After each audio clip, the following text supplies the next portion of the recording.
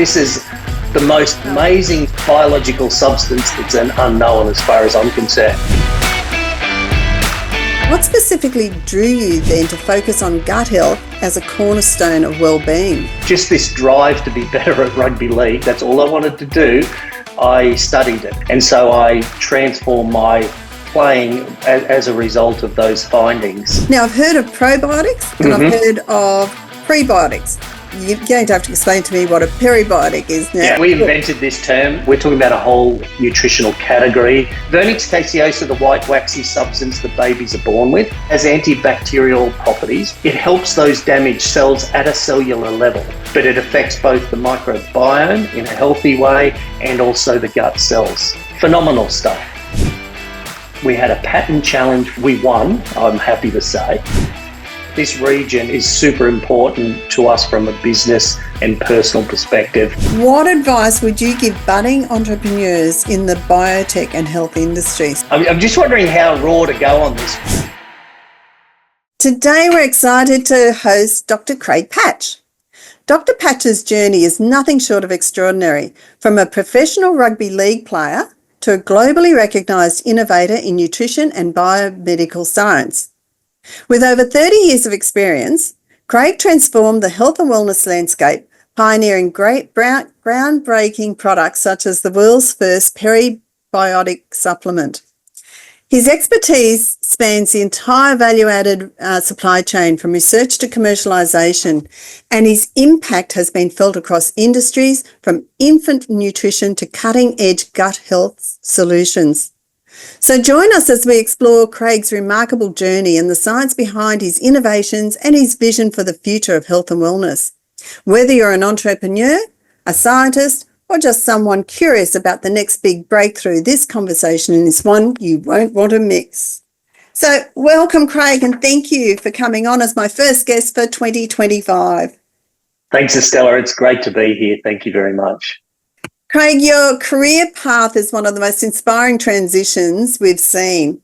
So initially, you started as a professional rugby league player who shifted gears to become a global leader in nutrition and biomedical science. So you've not only tackled opponents on the field, but you also tackled some of the most pressing challenges in health and wellness. This remarkable journey leads us to wonder about the pivotal moments that shaped your path.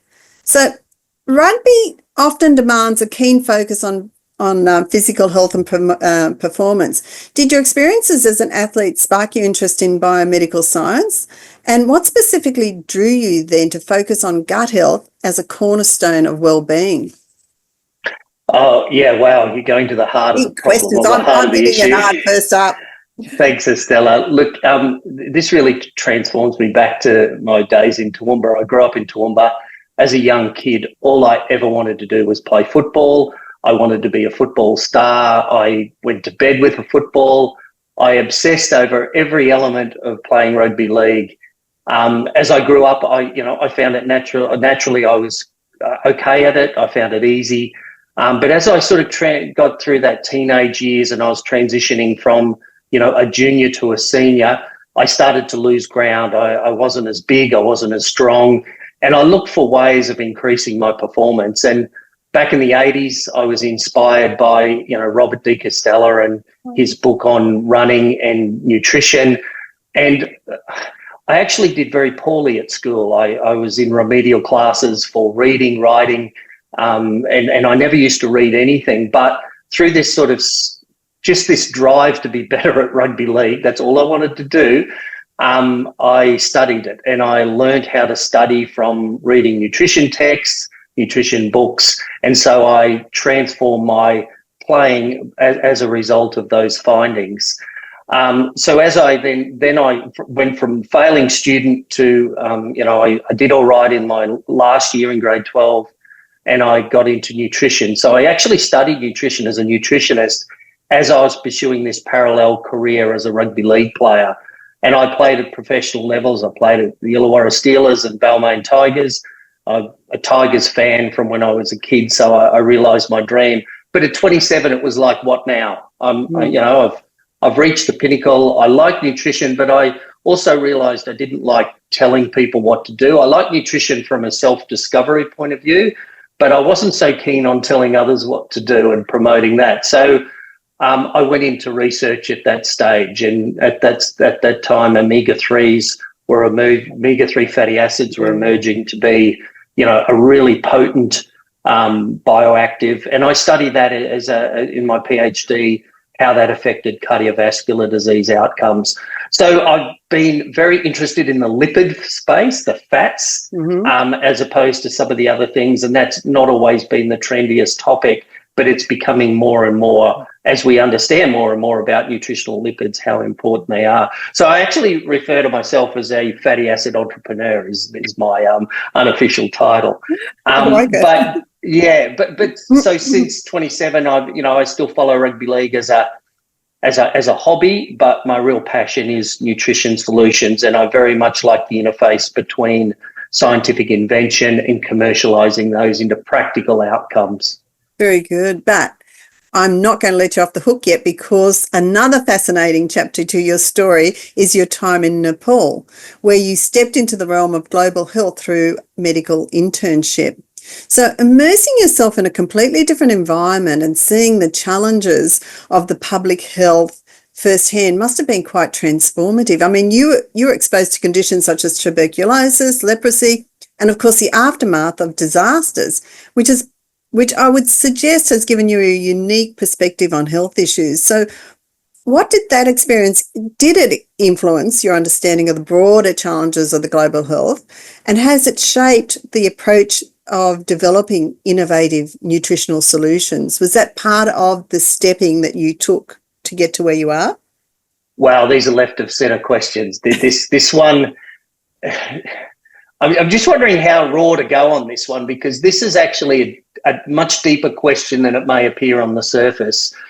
I think, as I said, all I wanted to do was play football, but I was a very emotional kid, and I'm going to go back again. I'm sorry, I'm going back to the foundations, but this is where it came from. This is absolutely where it came from. I was very impacted by, the stories and the images on the TV about African famine, and, seeing these bloated bellies of these kwashiorkor babies and young children. And I was profoundly impacted. I ruminated. I couldn't get to sleep for months on end, and I would continually come back to this. This was something that sort of lives at me at my core. I don't know what to do with it. I feel like I don't know how to enact in that, and it lay dormant for many years. Sorry, so how old were you then, Craig? This is pre 5-year-old. So wow, this is as a very and my mother often talks about how much of an emotional child I was at those sorts of visions and imagery, because I don't think that's common. There are other stories, but I don't hear many, and my own children are not like that.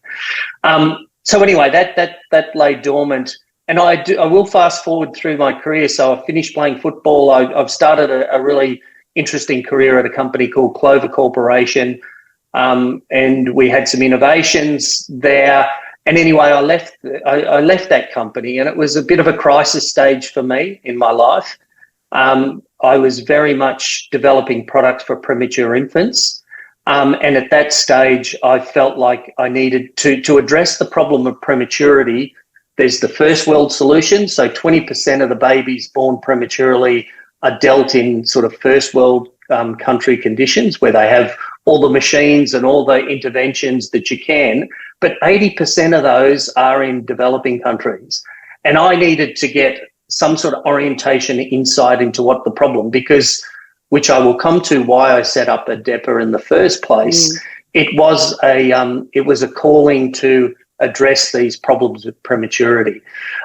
So I went to Nepal. I signed up for a medical internship for a month. We worked with, rebuilding schools for earthquakes. I worked in a hospital, and how they dealt with premature babies. Very different, very quite confronting, quite stark, and just really to give myself a pause in my life, but also to gain a greater perspective. And I think what it brings to my next chapter, which is Adepa Lifesciences, is that we have a mission to make product, make solutions, and in turn do good. but also to make a very good company. We want a globally based, profitable, large company that's going to take on these enormous challenges. So that was a critical step in my life. And that's a really good segue to Adepa. So your work with Adepa Lifesciences represents a fascinating intersection between cutting-edge science and practical innovation. So at the heart of your work is your research into Vernix caseosa, a substance few people have heard of, but which holds enormous potential for gut health. So what sparked your interest in Vernix caseosa and its role in gut health? You can tell I'm sort of jumping over those words a bit, but I'm sure you'll clarify that. Hey, Estella, I've done 20 years of lecturing to nutrition students, and I ask the question every year, does anybody know what the white waxy substance on the babies when they're born are called? And nobody knows it. So, this is the most amazing biological substance that's an unknown as far as I'm concerned. But let me take you back to the origins of Adepa, because, I think I've actually inadvertently I've set the scene really nicely. So, I've got these visions of these developing countries, these babies with abdomens, and I've talked about the company Clover Corporation, which I was developing omega-3 solutions for premature babies. And we were looking at addressing cognitive and lung development in those studies. We developed some amazing products. It's an amazing Australian company. So everybody should look up Clover Corporation as well. I'm very fond of that organisation. But when we were doing this large clinical trial, over 1,200 babies were providing products for these premature babies, less than 33 weeks. These are young premies. Very little, very fragile. And we were looking through the neonatal intensive care unit, and the physician came to me and said, Craig, this is great stuff. The babies tolerate it. The nurses love delivering it. But turn your attention to this baby here with the swollen gut, right? And it was developing necrotizing enterocolitis. So this is a fatal disease that these babies get in the first weeks of life. Nobody knows why or how, and it's really hard to treat, and a large portion of them pass away. So small proportion get it, but it's devastating. So he said, I want you to solve that. And I just said, oh, come on, we're doing the best we can with this product. And this is no joke, Estella, and this talks to the calling, and I don't know what sort of a calling it is, but the idea, I didn't go to find the idea. The idea came and was presented to me. I didn't try to force this. This is, I'm doing what I need to do by what's been presented in front of me. So that was on a Friday. I got a call from the same researcher the next day on the Saturday. You've got to meet this amazing American professor at the Qantas Club.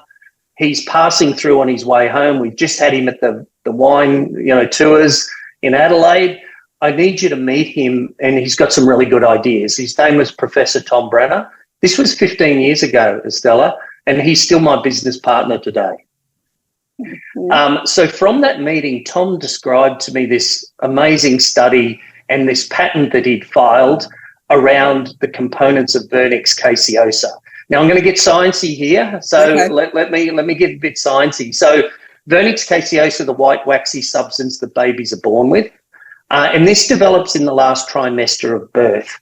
So when the babies come out, if they've got all this white waxy stuff on, that's really healthy, right? And what we found that does protect the skin. It has antibacterial properties, which is fine. But where it really pays most of its biological activity is in utero, in the womb. So it actually comes off the skin of the baby, and the baby ingests it. And this Vernix caseosa is high in these fatty acids called branch-chain fatty acids.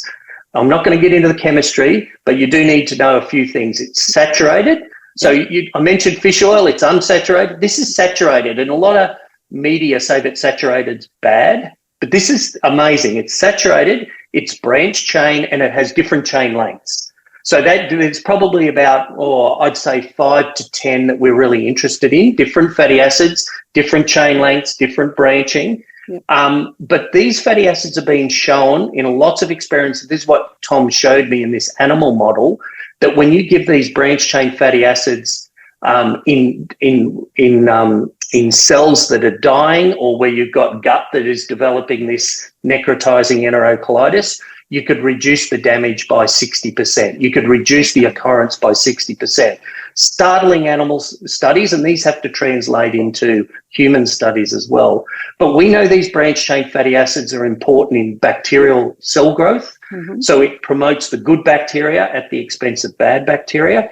And it actually helps the cells, wherever you've got a dividing cell, in a mouth, in the gastrointestinal tract, or on the skin, it helps those damaged cells at a cellular level. So it helps build the cells, it helps it regulate its immune response, and it helps it grow and divide and be healthy.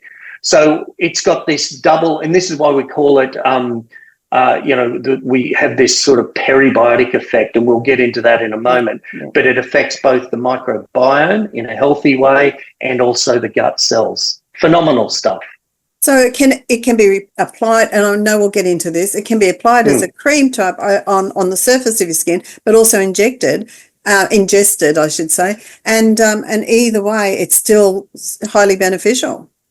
Absolutely. And let me branch off on those stories, because there's two stories there. Right. So Adepa Lifesciences is predominantly in the nutritional space. So we're really keen on what happens inside the mouth and down through the gastrointestinal tract.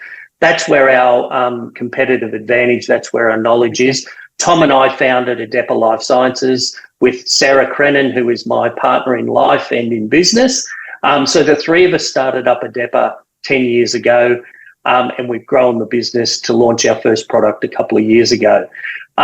But on the skincare side, we don't feel that we have the expertise. We're all nutritional scientists. So we've done a licensing deal with Biomedical here on the Gold Coast to sell and distribute and manufacture products on our behalf with these branched-chain fatty acids. But yes, to answer your question, whatever cell is exposed to the outside or to the elements, will be affected by these branched-chain fatty acids. And we'll circle back again to the skincare range and that collaboration piece you have. But beyond the groundbreaking research you've done, Adepa has introduced the world's first peribiotic, which is a product that goes beyond traditional probiotics to promote a more comprehensive approach to gut health. Now, I've heard of probiotics and I've heard of prebiotics. You're going to have to explain to me what a peribiotic is now, which I think you probably have you or not? No, we invented this term, Estella. This is us. And because our product that we developed didn't fit in either of those categories. So we were interested. So we're now go back to product development. Think about where we could develop a product with these branched-chain fatty acids, because we're not going to scrape it off baby's skin, right? That's not a product option. We're not doing any of that. So where in nature do these branched-chain fatty acids accumulate? And there are two major sources. One is in bacteria, and we found a particular bacteria. We did we screened hundreds and hundreds of bacteria. We found ones with the highest amount, and we grew it in a certain way with Sean and his team at Biomedical to express these branched-chain fatty acids. So it's in a bacteria. We kill off the bug. So when you eat it, we're not trying to rely on a live bug changing the microbiome. It releases these branched-chain fatty acids, and these fatty acids then affect the gut microbiome that's already in the person that consumes it, and also affects the cells. So peri meaning both, the cells and the gut, the microbiome and the gut. And our first peribiotic product does both of those. It's an oral supplement, it's a sachet, you put it on, it's tasteless, it's stable, it can be kept at room temperature, you add it, your smoothies in your morning, yogurt, however you feel like you want to. So it's very easy to take one a day, and a box is, a month's supply. Okay, so we've spoken about the product, but what are the products addressing? And I know that I have quite a lot of friends that have irritable bowel syndrome at the moment. I mean, we take antibiotics like they're lollies at the moment, and it's the whole concern about the impact of taking so many antibiotics and us becoming resistant to it. And so I guess from a gut perspective, there's a lot of things that we're doing to it that we shouldn't be doing. So what is this product? What is the peribiotic addressing, I guess, and what is it going to do for us? Well, Estella, you're in our target market by what you've just told me. And you're not alone. You're not alone. 50% of people in Australia, they've done studies, fit this description, where they have non-specific gastrointestinal problems, whether that be constipation, bloating, diarrhea, or alternation between the two, reflux and other such things. So that's termed as irritable bowel syndrome. And we target those symptoms, and all of those symptoms are affected by our product. And we conducted a clinical trial, 67 participants in a randomized controlled trial using our peribiotic versus nothing. And we did show people that are diagnosed or self-diagnosed as part of a reporting scale of having IBS, reduced their IBS symptoms. Their primary outcome was constipation by 30%. Which was a clinically significant result. And all those other parameters that you mentioned also are affected by this positively by about the 20 to 30% mark. So we got the clinical evidence behind it just on that IBS study. But you know what? Our customers, they're the best people to get the feedback on what this happens. And, you know, we definitely get the reports back from the IBS. But you know what we're finding? And again, not clinically substantiated, but does go to your introduction that talks about the importance of the gut in other things, such as cognitive health, emotional health, all those things. We're finding that a lot of people that are solving that IBS issue are reporting, you know, remarkable changes in their depression, anxiety. Now, I'm not saying it's curing those, but they report that it improves that, their mental clarity. And we have plans to do more studies in that area. And a particularly exciting area we see is in menopausal, perimenopausal, postmenopausal as well, where we do know that the change of the gut microbiome and even the gut cells can help regulate both bone mineral density, but also things like, hormonal control and things like that. So we see that as another expansion area to go into, and we've sort of got plans in that space. And you're right. Like there's so much being said now about the gut being the second brain. I mean, I think everyone's becoming more aware now of the impact of the gut on your whole, cognitive and what am I trying to think of? Cognitive and emotional. Of your wellness, I guess. Yeah, that's physical right. as well.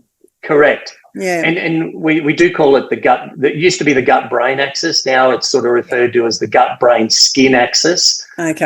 Where it's affecting. And you'll notice that people that have the gut problems will often have a lot of skin rashes and other things and ailments, immune-related, as well as the cognition. And you've got to try to break that cycle. And look, I don't profess to know exactly the mechanism by which that happens. It's very, very complex. But, one of our early customers, she's just amazing.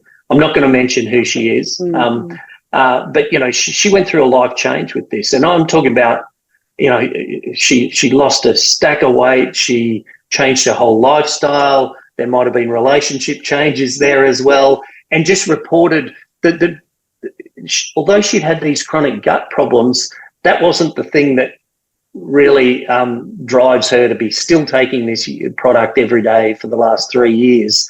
But it's because she just felt so well, felt, emotionally, just didn't have that fogginess and stuff. And this is all anecdotal. I'm not trying to, promote quackery here, but this is somebody who's lived it, and she's obviously made other lifestyle changes. But it's so good to see. I mean, that's the sort of change I definitely get a kick out of. It's an important change to have for people as well. So let's get into the business side of it a bit. So as with any disruptive innovation, moving from research to commercialization comes with its challenges.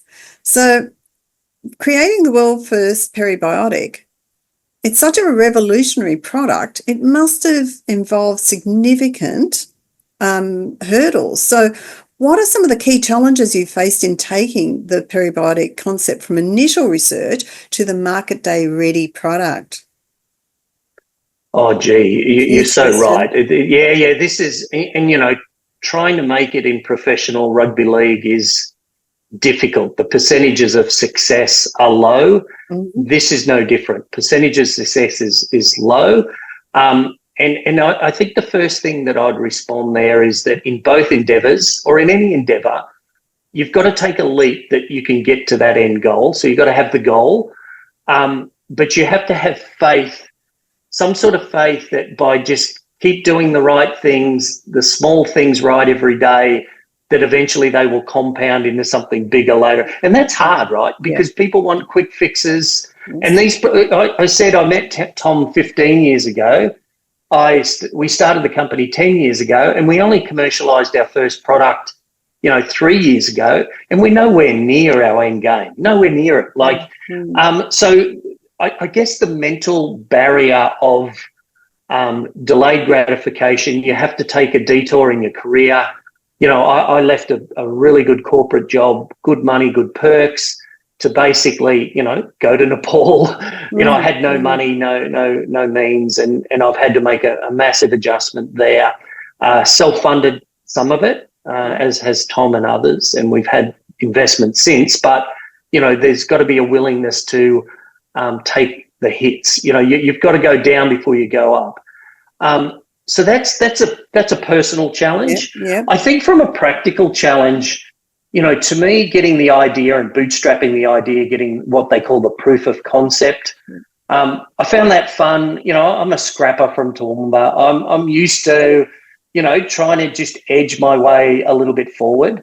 But the real challenge we have now is really money. And it's money to scale the idea. If we want this to be a global idea, we need to bring on people. We need to partner up with people and companies. And that requires money. So instead of constantly, managing cash flow, I can start to think about those bigger issues. And then the third thing, and I don't know if people tell you this stuff, but the response to the market, we're a little startup, a guy from Toowoomba. Let me state my humble beginnings again. We've already had, we had a patent challenge from Danone Nutricia, biggest dairy company in the world. Costs us a lot of money to defend. This is just to defend our right to stay in the market. We won, I'm happy to say, against the biggest infant formula company in the world, one of them.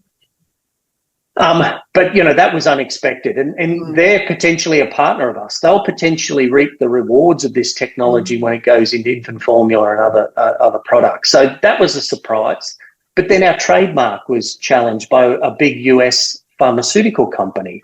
And we had to change our name from Vernex, after Vernix Caseosa, to Adepa. So we had, in the middle of launching our first product, we had to go through a whole rebranding because we were, again, and these, I think these are not in the spirit of good play. I don't think that, they weren't wrong. They weren't wrong in challenging it, but the spirit was not there. And, we were, again, this is a multi-billion-dollar US pharmaceutical company. And then just recently, another German pharmaceutical company, I won't name the name here, had a crack at us with our trademarks as well, and we settled that one. So, we've barely got product on the market. We're no threat to anyone, and we've had these major allergic responses from the industry. And that's something I did not consider. We didn't budget. We didn't plan for it. So I think there's a personal thing there. There's a bit of a work ethic thing, and then obviously the response to the industry. So it appears like industry is highly competitive. I mean, I just citing those three examples you've just given, is it becoming a bit more dog eat dog out there in the competitive world, or? Oh, yeah. Look, I or is it access to information is far more readily available, isn't it? And everyone's very territorial about their space, and if they think you're infringing on it or going to impact on that, is that what it is? Yeah, I think the latter. I definitely think it's competitive. And like you said, if they see you infringing on their patch, because, we're playing an IP game ourselves, so we're carving out intellectual property, and that's only worth something if you defend it. So in a way, these are natural responses. I don't think it's personal. I don't think they dislike me or Tom or Sarah. I think it's definitely about the legalities. But on the same token, we could turn around in 5 years and, Danone or Abbott or Nestle could be our biggest company promoting our products all around the world. And they will do that. It's not like there's any animosity between the two. Although I've got a little bit of competitiveness, so I'm going to hold a little bit back. But at the end of the day, we'll do the deals necessary to fulfil the mission. Yeah.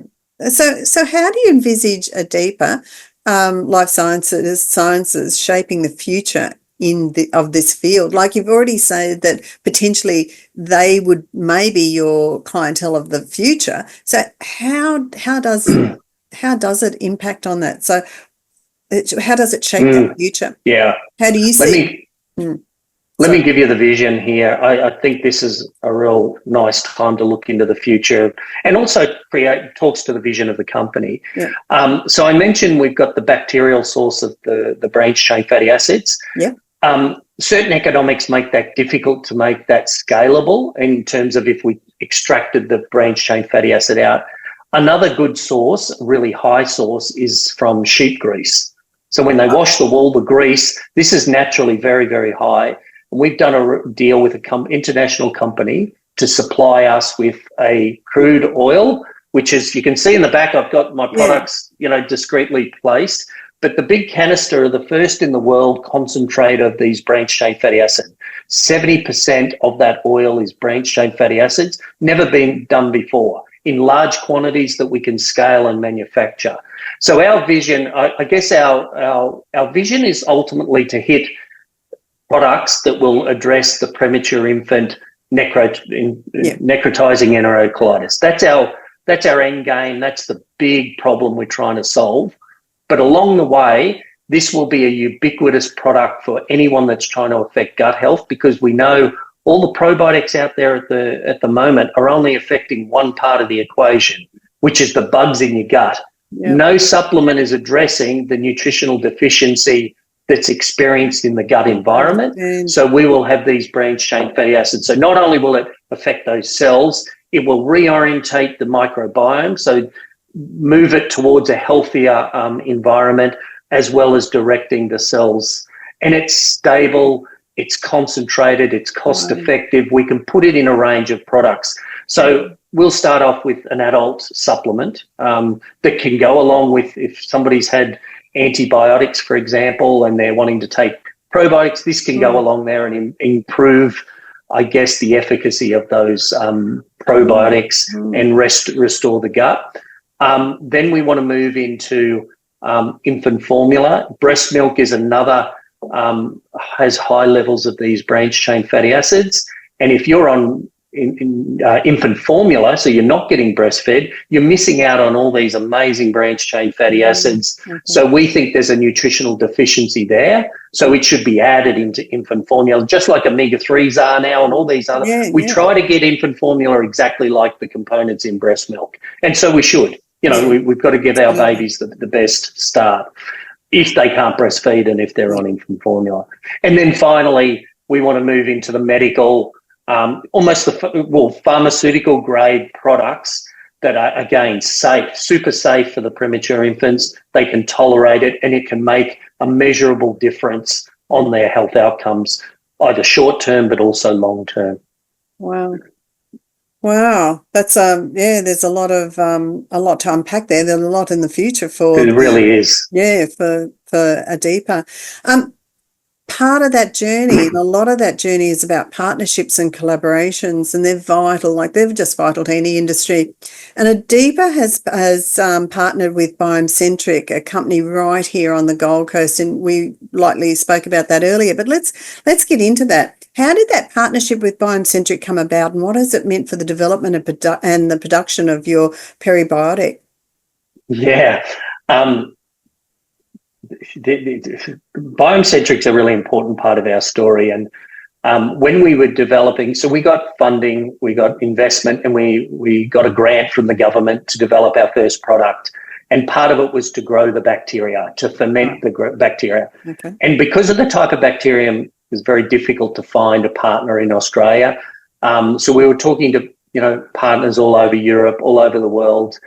And then Sarah, partner in life, partner in business, says, Craig, what are you doing? Why don't you go and talk to Sean, this person she knew at that stage he was with another company up in, I think it was Brisbane, or between Brisbane and the Gold Coast. I was living in Wollongong. I'd stayed there since the footy days. And so we had a project, and I want to call out Sean Rue, who I believe you've had on this podcast as well. Have, yeah. And Sean was much more than a contract manufacturer. He gave us insights, ideas. He helped us out. He's helped the company out. He's helped me out personally.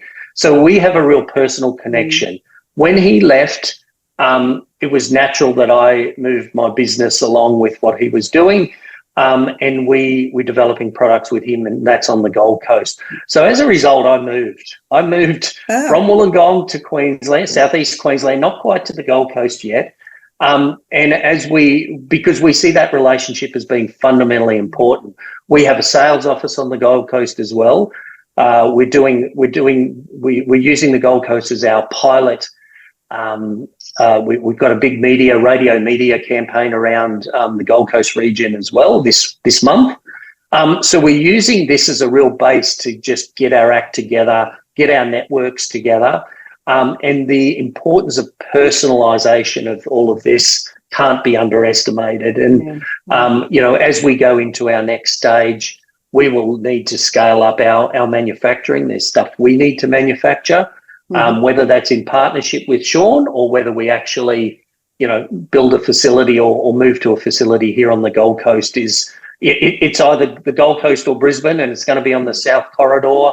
But this region is super important to us from a business and personal perspective. Plus, it's a homecoming for me and my wife. We've got family around this area. It's just, it's how we should live and work, I believe. Yeah, no, you're right. And I was going to ask you about how you envisage, how do you envisage fostering more cross-industry relationships to accelerate that innovation in the health and nutrition? And it still comes back to that relationship and collaboration piece, really, doesn't it? Yeah, it really does, Estella. And I think I alluded to, our supply chain's our supply chain and our sales chain will be very internationally focused. So we're getting raw materials from, Southeast Asia, all around the world. So it's not that we're sourcing stuff from the Gold Coast. That's not what we're doing.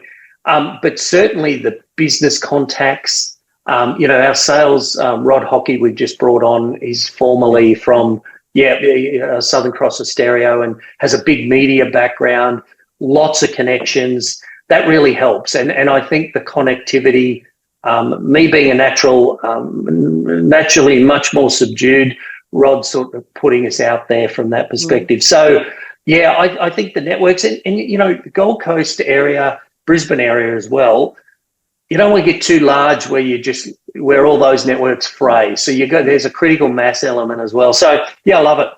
It's been the best move we've made, and we're super happy with the direction. So from someone who's came in, made those connections, started up this business, how can regions, like the Gold Coast, position themselves as key economic drivers through fostering partnerships, cross-industry collaborations and robust supply chain networks to support the innovation and emerging industries from your perspective? So from my perspective, remember we're sort of a niche biotech, if you like. We're not looking at big infrastructure, but we're looking at smart infrastructure. So what we found is Griffith University through Chris Davis as well, another guy who I believe that's been on here. I've known Chris for many, many years. What they're doing at Griffith is really exciting, both from the lab point of view, and there's definitely some synergies there, but also creating hubs, providing, as a startup, I want a nice space where we're surrounded by like-minded people, but I can't pay for the bean bags. I can't pay for the really, super fit out stuff. I want something practical. And I guess, Griffith and Sean and what he's trying to do, I think both these parties are looking at practical responses to that. And I think, whereas I've dealt with other spaces in other big cities, they just lose perspective very quickly. So from my perspective, I'm looking at functional space that's cost effective, but not sort of, out the backwater somewhere. I want to be connected because the connectivity is really important. Yeah, definitely. So I'm going to ask you a couple of questions looking back at your career highlights, okay? So with over 3 decades in the field, what do you consider your most significant contribution to health and nutrition? Okay. I do think the birth of the nutritional story around branched-chain fatty acids. Tom and I have talked about this at length, that if it's not us, somebody will put this out into the world. We're the custodians at the moment. We're holding the ball, and I feel like we have a duty to go as far and as hard as we can with that story. This is not just products we're talking about. We're talking about a whole nutritional category that up until a couple of years ago nobody had even heard of. So we've brought into existence. The other way I'd like to describe it is, you think of omega-3 fatty acids 30 years ago, you wouldn't have heard of them. No. And now they're ubiquitous. They're everywhere. Everyone's taking them and they're in infant formula. We're giving birth to the next omega-3 industry, and that is branched-chain fatty acids. And I think the impact will be even more profound because I think we will learn off what the omega-3 industry, and that's my background, that's Tom's background, and do it better. Did I only have to give one? How many did you ask? Did you ask for 3? What did you ask? No, one's fine. One's fine. Yeah. I'll let you off the hook on that one because I'm going to follow up with a really interesting question now. You've raised significant funding and you've launched several startups, right? What advice would you give budding entrepreneurs in the biotech and health industry? See, I thought I'd follow you up with a harder question. Yeah.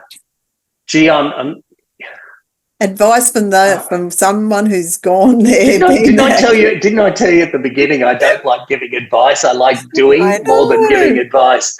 I know, but there's a lot of people out there on startups, and it's good to hear from someone who's actually experienced a lot in that field. Okay, here's something that I don't think is necessarily that palatable, but I think it's true. Yeah. And because we know that startups inevitably fail, I mean, when you look at the attrition rate, and depending on the technology risk, it can even be higher than that. I think the first thing is you need to go after something big, something that you feel really strongly about. Don't invent the problem. Don't invent what you want to do.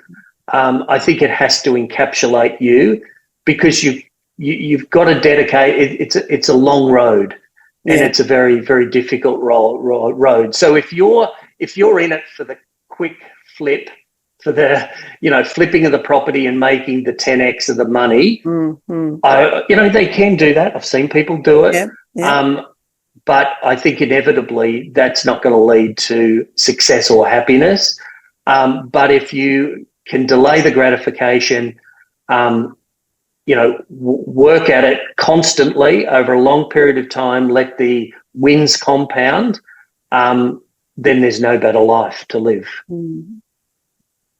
Good answer, actually. And you're right. You have to be totally dedicated to the belief in what you're doing to withstand the onslaught of. It's like climbing Everest, isn't it? You've got to be totally dedicated. You're now exploring branched fats for skincare. And I'm going to leave with this because this is another product that you're looking at entering the market with. Do you want to talk us through a little bit about where that's up to? And we did mention it before, but we haven't actually gone into it too much. So is that already on the market, or is that No. Definitely that's new to your audience, new to the world. Right. So we haven't launched that yet, and I guess let me reiterate: we're gut people, we're nutrition people. My expertise is not in the skincare, although I do think our active ingredient will have a big role to play in the future in skincare, and that's why we've partnered up with Biocentric on the Gold Coast to help develop products around that. So unlike our first product, which we've branded ourselves and we sell directly to consumers, we've done a deal with Sean to do that, with Biocentric, I should say, to develop products and to on-license those to major players.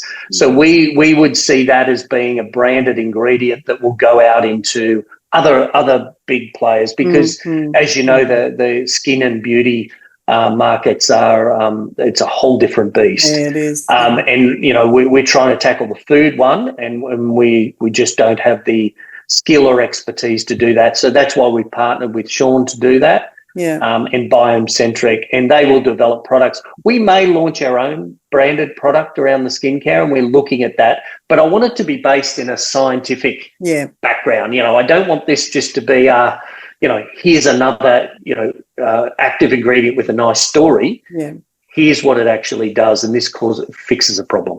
And I think it's really pertinent because you're hearing a lot more how whatever we put on our skin, and this is coming from the whole beauty field, that I get it cream and I'll smell it, okay? Like it smells like I lather myself. But now I'm recognizing that no matter what I'm putting on my skin is being absorbed into my body. So those high fragrances, even as far as going and having massages, what oils they use, and actually it's all absorbing into our body and impacting on our system. So there's so much coming out now, so much more study and so much more coming out that this is really timely. Like these skin products now that are actually going to affect a positive experience is going to be vital now. We really have to look at what we're actually putting on our bodies as well. I couldn't agree more, and I think that's definitely Biocentric's approach because we're actually addressing the same problem. So that's what the gut cells are an environment with cells that block out nutrients coming in. They let things in and let things out, and don't let things in. And then it's surrounded by an environment of bacteria, viruses, fungi, all these other things, whereas the skin is exactly the same. It's just that barrier is on the outside. So the effect of the branched-chain fatty acids will work in similar ways, doing similar things. But, yes, we tend to be a lot more cautious about what goes in, but we're starting to understand that what goes on topically can end up in the bloodstream as well. So that's equally as important. I think it's a phenomenal area. I'm super excited about it. It's just that I can only solve so many problems in my life. I know, and I'm excited about your product, and I'm also excited about the skincare product, given that we now recognise that we're getting that absorbed anyway, so we're still doing damage even if we're trying to eat healthily and we're trying to do all the other right things. Agreed. I'll finally let you off the hook in a minute, but not without one more question, okay? I was wondering if you can share a standout moment or breakthrough from your career that has left a lasting impact on you, I'm happy either personally or professionally. Okay. So I struggle with these questions, but I'm going to go to just whatever pops in my head, and I'm not even sure this is the right one, but it will definitely. It's what's here. So when I was working at Clover Corporation, we were working with some amazing researchers that had doing some work on the premature babies. They described their idea, and I in-licensed that. I patented it, and I in-licensed it into the company, and with a core group of people, and this is the critical element, We developed an amazing product that was used in this largest trial for premature babies ever, nutritional trial, showed great efficacy in cognitive outcomes. And Clover Corporation is still trying to commercialize that now. But I guess the whole, the mission, the purpose, the people, the direction, and of those 4 people that were involved in the project, all of them have followed me across to Adepa Lifesciences. So this is a mission not only for me, but for them. And it's come from something solid, deep insights and a deep love of working together and solving problems. And to me, that's my standout career highlight to date. I said before that I think creating this industry of branched-chain fatty acids is something that will be more long-lasting. But this as an achievement of a group, nothing better. It's like playing footy, a group of people that you're aligned to, you solve the problem. So that's probably what I'd put down there as that whole my team environment, isn't it? Yeah, yeah, absolutely. So we started your interview with the rugby, and we're going to end with a sort of like a segue into it impacting how you went forward as well in your career. So look, it's been wonderful chatting to you. Thank you. Yeah, likewise. Thank you. There's so much more I could ask, and I'm sure eventually we'll probably have you back on when the product goes. Yeah, I'd love to. That'd be great. Next phases. But thank you so much. Really generous with your time and really generous with what you've told us to date. So thank you. Stella, great questions. I really enjoyed the chat. Thank you. You're welcome.